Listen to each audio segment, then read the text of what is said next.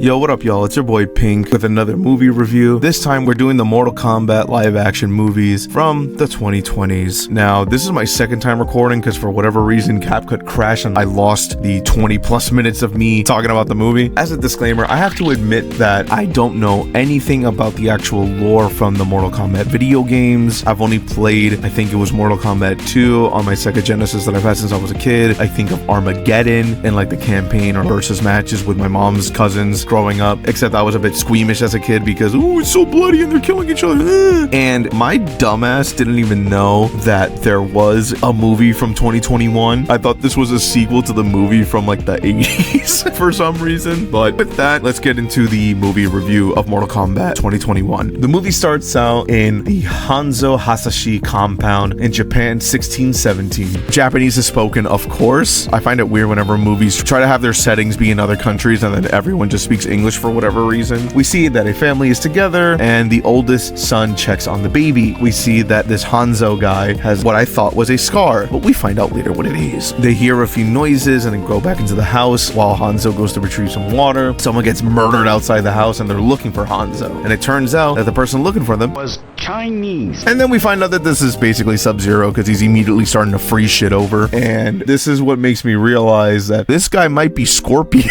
Sub-Zero kills the shit out of Hanzo's wife by freezing her with her oldest son. Somehow they hid the baby away and the baby was really quiet. We have our first fight of the movie, Hanzo versus Bi-Han. The fight choreography in this movie is pretty good, I want to say. Bi-Han is doing this to eliminate the Shirai Ryo, which is Hanzo's clan, and he's doing it for the sake of the Lin Kuei, which I think is his clan. As they fight, Sub-Zero ultimately beats the shit out of Hanzo, and he's left for dead essentially. It was shown that he's dead. He kind of wakes up when he hears the cry of his baby and tries to drag himself to the house, but he just dies and gets wrapped around with his like Adobe After Effects fire things and then just disintegrates. And we see Raiden. He finds the baby and teleports with the lightning, somehow not killing the baby in the process. We then get some text on the screen that basically says if the Earth Realm loses one more tournament, the Savage Realm of the Outworld will invade. But there is a prophecy that a new group will come together through Hanzo's blood.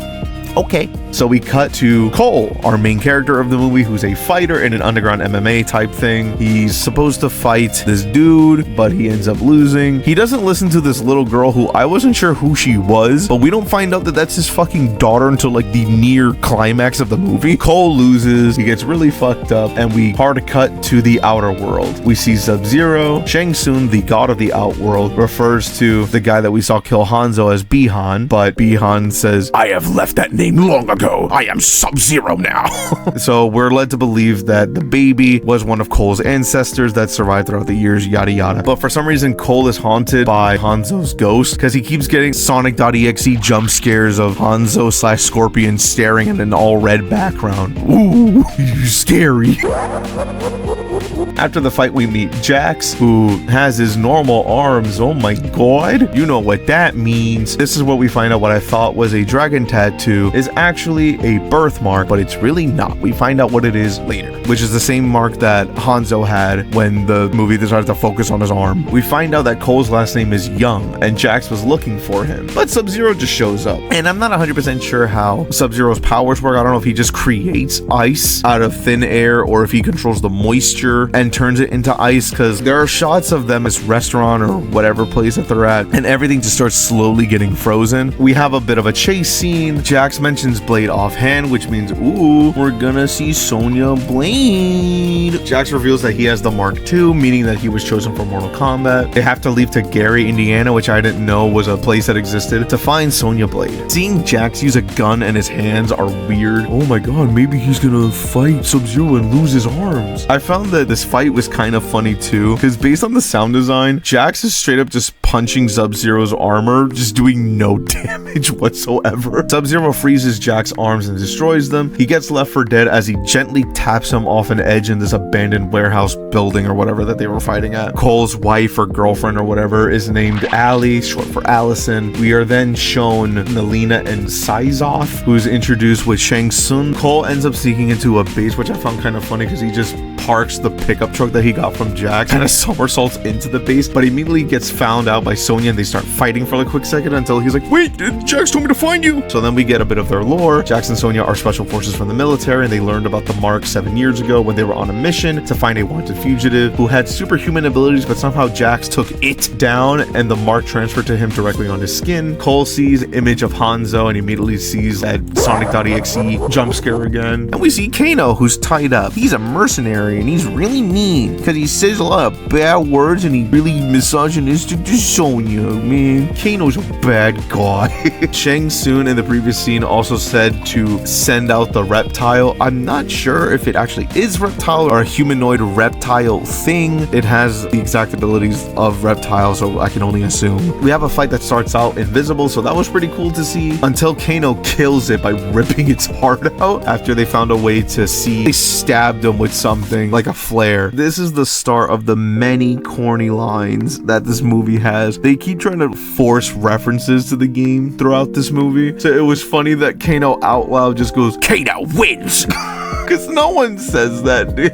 And then we cut to Kano drawing on a notepad or sketchbook about what he literally just did, him ripping out Reptile's heart out, because he's writing a graphic novel about himself. Like, his character is so weird. Sonya wants Kano to help to find Raiden's temple, but he tells her to literally fuck off. She offers him 2 million, but he wants 3 million and to keep whatever they find in the temple. Along with this deal, he's like, if you're lying to me, I get to kill you and beat the shit out of you because you're a woman and I hate you. Cole keeps getting these PTSD jump scares. Kano just knows someone with access to a plane and then they just jump off it. Well, more so Cole was pushed off. When they land, they start their journey. Kano says one too many misogynistic and dumb things, so him and Sonya start fighting. She beats his ass but doesn't kill him, and we get to meet Liu Kang, who immediately shoots a fireball at Kano, which I thought was funny. They have to immediately start training and find their inner power, because if not, everyone's gonna fucking die. And we see Jax. He's alive and unconscious. And we get Raiden again. It's revealed that Shang Tsung is the Outworld leader, and damn, Sub-Zero just comes in already just to kill everyone. And we get my boy Kung Lao. His design was always cool to me because he has the big spinny sharp blade hat thing. Sub-Zero is not alone. He comes with Shang Tsung and Melina. Raiden kind of makes like this barrier thing with his lightning thunder or whatever, so they're kind of safe for now. And they mentioned that your inner power comes from your arcana, and this made me immediately think about Persona.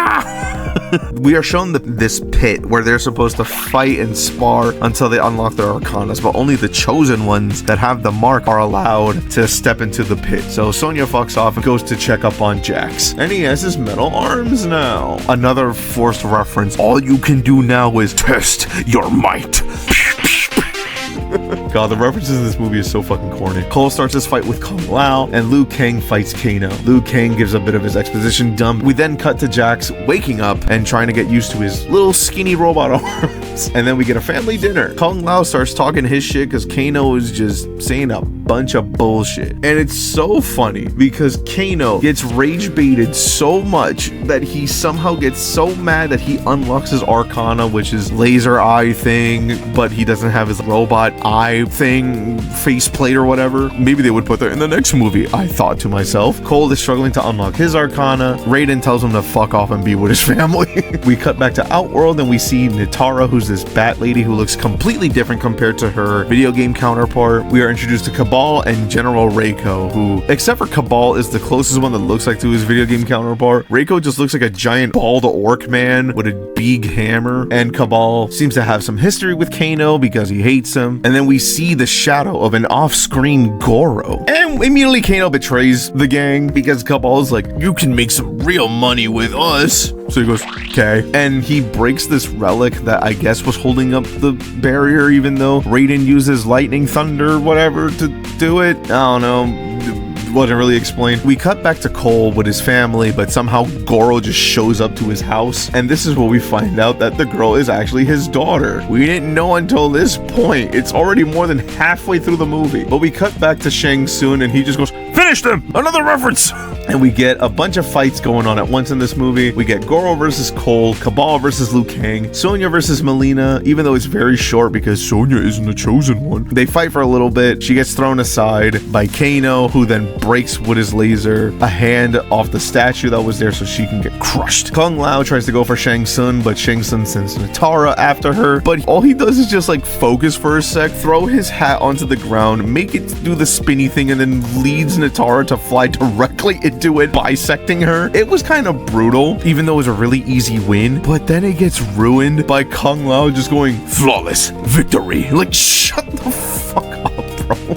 We cut back to Cole. Goro is destroying part of their house and like this barn or shed or whatever, and he grabs Cole and he's about to rip out his spine. And Ali pulls this move where I know she's trying to be helpful, but you literally saw this giant four-armed monster guy destroy your car, destroy parts of your house and your shed, and she grabs a fire axe and lunges it into his side. She gets smacked the fuck away, and this is where Cole is shown to have a glow in his eyes, and oh my god, he's getting his arcana. Somehow gets this golden armor thing wrapped around him. It seems like it's like some kind of stockpile for like energy or damage or whatever. So much so to the point that it forms weapons, being tonfas. And once he gets these, he easily beats Goro by like slicing one of his hands off and then just slicing his stomach and letting his guts spill out. Like, damn, Goro was big, strong dudes and he's just easily defeated and killed. And during this fight, we get a callback to the beginning of the movie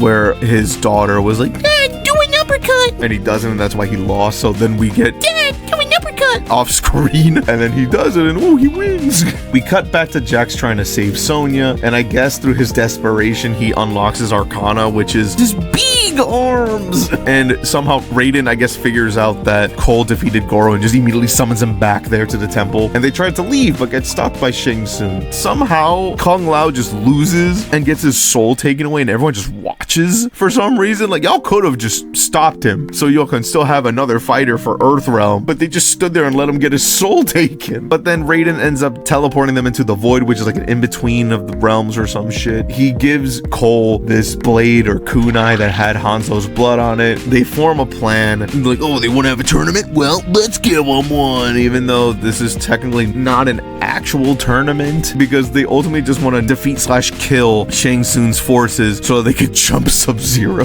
Jax wants to fight Reiko so he can get his lick back, and they get sent to the classic spike bridge level stage thing. I don't know what it's called. Sonya gets to fight Kano at her house. Cole and Liu Kang get to fight Kabal and Melina. I know it's supposed to be like, oh, Jax just got his arcana so he's strong and shit, cool, but he kind of easily just wins with his new heavy arms. What is this, Nike Goddess of Victory or something? I thought this scene would have been cooler if he, instead of clapping his head and exploding it that way, he could have like uppercutted Reiko so that he would fall into the spikes, like, oh, it's just like the games. But I guess the clap is like one of his fatalities or some shit, because oh, big heavy metal arms. We cut back to Sonya versus Kano, which is a cool close quarter combat fight using these lore traps and things to mess with Kano, and she ends up killing him and getting his mark. We go back to Kabal and Liu Kang, and yay, we get the bicycle kicks, and Liu Kang kicks him into like this kind of bead lake or some shit, summons a fire dragon, and then burns the shit out of Kabal, of course killing him. And again, a forced reference kind of ruins this scene with fatality for Kung Lao. Like, shut up, dude. And I guess Sonya got her arcana off screen somehow. It was never explained. Sub-Zero finds Cole's family, and he uses like Shang Tsung's like miasma or some shit to teleport where Cole and Sonya are, tempting Cole by showing him the string bracelet that his daughter made. And this is where we find out her name is Emily, because he runs after going, Emily, no! He falls for Sub-Zero's trap, which is to go into what I thought was another abandoned factory, but no, it's the MMA underground fighting ring thing where he was in the beginning of the movie. And we see that Ali and Emily are frozen to shit. Cole takes out the blade of Hanzo, and Scorpion just shows up, of course, with the classic theme. And this shit made me laugh because, of course, we have Scorpion in the movie. He should say his iconic line and do the iconic moves. And remember that he was speaking Japanese in the beginning of the movie, he just says in full-out English, "Get over here!" And not even with the same energy or grit that I remember the original Scorpion saying, like, "Get over here!" kind of thing. I'm not trying to be too loud because it's 2:30 as I'm re-recording this. He has more speaking lines and he switches back to Japanese immediately. And so we get Scorpion versus Sub-Zero, while Cole tries to free his wife by punching the ice away for some reason. Sub-Zero gets a clean hit off a Scorpion, which I thought was cool because as Scorpion has a bunch of blood gushing out, Sub-Zero freezes it and then uses it as another weapon to stab him with. So I thought that was pretty cool. Scorpion sees Cole's family that's frozen and is reminded, "Oh, that's just like my family." And this is where in my notes I find out that this was the underground fighting ring. And this is where Cole joins Scorpion for the scrap. Cole gets a bunch of good hits in. Sub-Zero freezes Scorpion, immobilizing him for a bit. Scorpion uses his fire to free himself, but then also melts some of the ice that Allie and Emily are under, so they wake up, and I'm just like, are they gonna die from like hypothermia or some shit by now? And Scorpion talks to Cole in Japanese. We're not shown that Cole has ever spoken Japanese or if he understands Japanese, but he kind of just stares at Scorpion and goes, "Okay." I don't know, maybe it's some ancestral bullshit since he's a descendant of the Hanzo bloodline or whatever. Scorpion finishes off Sub-Zero with a hard-ass line, "You hope that I would burn in the fires of hell, but I learned to control them." In Japanese, of course. But he uses his mouth fire fatality thing. I thought he was like a skeleton whenever this would happen, but whatever, he does a finisher. Ooh. He thanks Cole for his support and then teleports away with his fire after effects. Everyone teleports to where Cole's family is with Raiden, but Shang Tsung just shows up. He threatens to bring back an army next time that they meet, but Raiden just interrupts him and zaps him away to Outworld. And ooh, sequel bait. Cole mentions that he's going to Hollywood so that he could find someone, and then the camera pans over to a poster, not showing the face of who plays Johnny Cage, but ooh, Johnny Cage's name is on the poster. And it cuts to the end credits with the modern rendition of the Mortal Kombat theme. I thought there was going to be a post-credit, but no, that was it for the movie. I heard that this movie was gonna be bad, and I didn't want to go into the movie thinking that. I just wanted to enjoy it for what it was. And to me, the movie is it's alright. It's not bad. It's not amazing or anything. The movie had a lot of cool fight choreography and the costumes looked cool. Some of them looked similar to how they are to their video game counterparts, but some just were completely off. This movie to me felt a bit rushed and was kind of reference galore just for the sake of doing the references. And thinking back on like my Mario movie review, yes, both movies were a bunch of references and callbacks to like the games and stuff. I feel like in the Mario movies they were more sort of subtle. They were kind of just mostly in the background, or they were just quick little few second things like Mr. Game & Watch and the other ones of NPCs from the other games. But in this movie it kind of just felt like, look, there's the thing from the movie. Look, they said the thing. Look, they did the thing.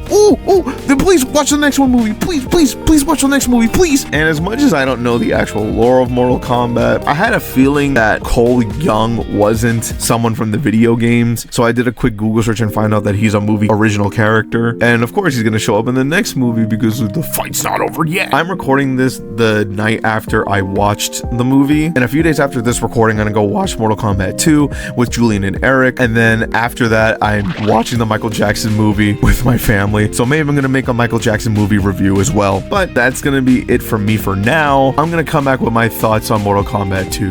And we are back for Mortal Kombat 2 a week later.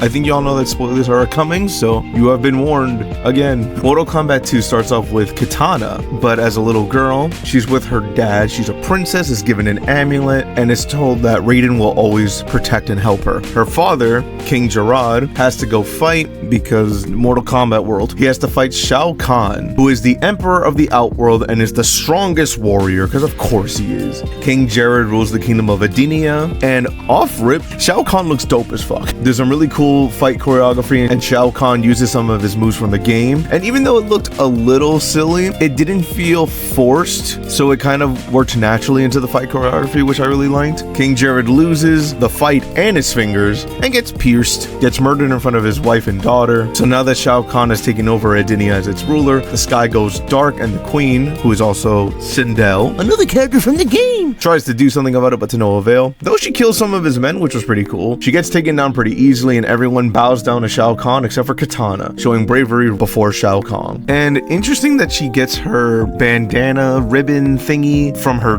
dad's corpse, and we just hard cut to her years later sparring with Jade, who is assigned to her to train her and look after her. Kitana gets her weapons taken away, but she ends up using her ribbon as a weapon, which was pretty cool, since apparently Jade taught her that anything and everything is a weapon. After their sparring, they go back to the town square, I guess. Jade mentions their sisterly bond and gives her iconic fan blades, or bladed fans, whatever it's called. They go and meet with Shao Kahn. Kitana's mother was made his queen, but she's undead. Comparing her to her video game counterpart, the hair was significantly toned down, since the original character design has kind of like a pompadourish kind of looking thing, except instead of white eyes, she has blackish eyes. Though the costume is really different compared to the original design. Shang Tsung comes in and lets them know that they have Kano. He apparently had an amulet of Shinnok that can make anyone become a god, but they need immense power to charge it. So Shang Tsung suggests, why not use a god, in this case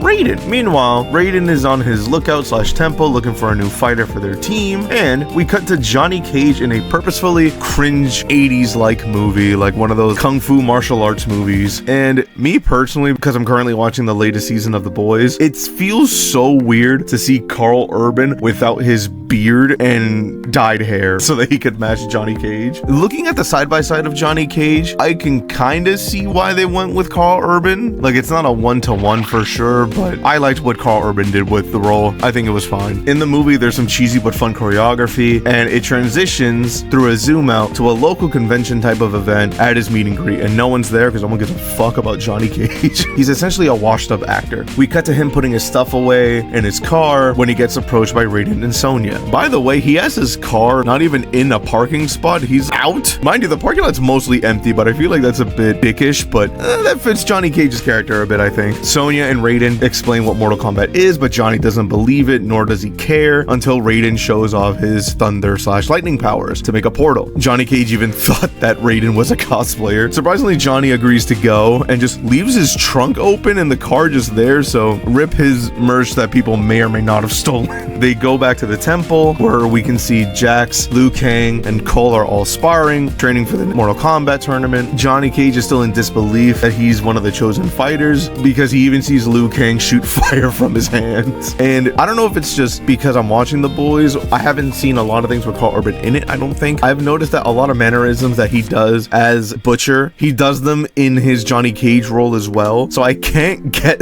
those images out of my head, like the slight head tilts, the squints, making your voice a little gravelly type thing, even though he's doing an American accent this entire movie, although his accent does slip around here and there.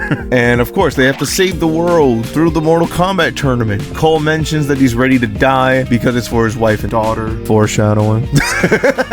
But Johnny doesn't care, and he still leaves. We then see a necromancer, also known as Quan Chi, who has Kung Lao's body, being that we see a shot of Kung Lao's hat. We're also shown that he has Kano's body, but we cut back to Johnny Cage at a bar drinking his sorrows away when a fan comes up to him and tries to talk to him, but Johnny kind of goes off on him, you know, Hollywood actor shit. Kano gets resurrected, but without his eye, because Sonya stabbed him in the eye where his laser thing was, and we get our tournament time. The first round, there are going to be 2 fights, but at the temple, only Sonya's glowing.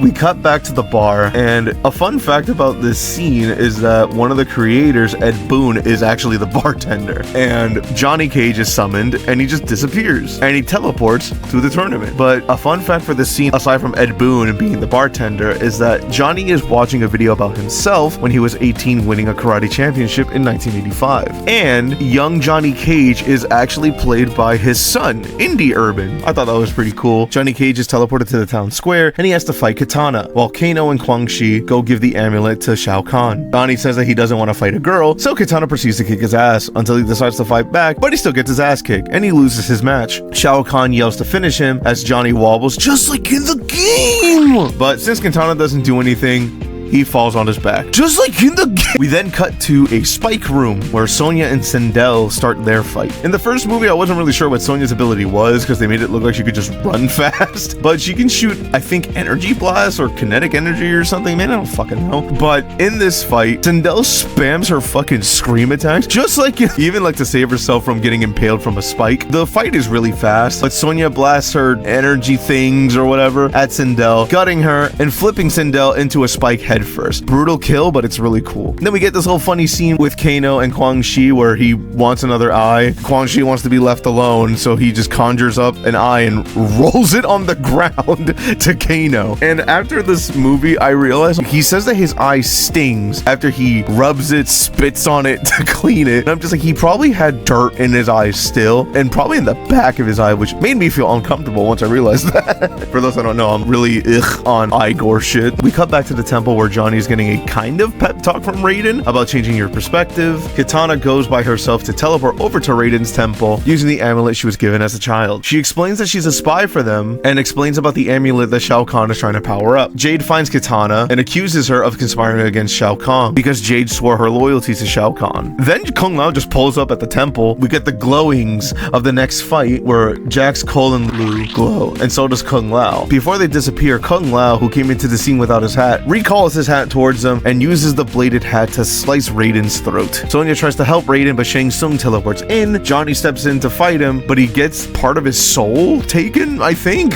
Shang Tsung then uses the amulet to drain most of Raiden's life force and gets away, and revels in the power of it when he gets back to Shao Kahn's palace, but Shao Kahn reminds him that it's not for him. Kwang Shi basically puts it on his chest or torso, stomach area, and now Shao Kahn is immortal. Yippee! We then cut to the, what I want to say is iconic acid stage from Mortal Kombat 2, I believe. Cole walks in and he has to fight Shao Kahn. We cut to Jax, who's in the town square, who has to fight Jade, and their fight is really cool choreography wise. Cole gets some good hits in his fight and even uses deadly moves against Shao Kahn, but of course, now that he's immortal, he recovers. Then after like a quick scuffle, Shao Kahn just crushes Cole's head. I was surprised that they killed him off so fast. But Shao Kahn does this man dirty and pushes his headless corpse into the acid. We go back to Jax and Jade's fight. Jax beats Jade, but he spares her to call it even for their team sparing Johnny Cage. We then go to the next fight in this, it's kind of like this Asian themed temple looking place. It looks cool with this blue portal thing in the background. I don't know what game it's from, but it looks really cool. We have Kung Lao versus Liu Kang. Liu Kang mentions their lore a bit, where they were raised by Raiden, and their fight is one of the longer ones, but it's really cool. The choreography, the game references, the music, the change in lighting from blue to red, especially when the rendition of the main theme comes in. A lot of this scene is really good. It's one of my favorites in the movie. During their fight, Liu Kang knocks Kung Lao's hat into the ground as Kung Lao starts revving up the spikes. Liu Kang says that he's going to find a way to bring him back and save him as Kung Lao punches him square in the chest, but Liu Kang grabs onto Kung Lao's wrist and forces his own hat to kill him.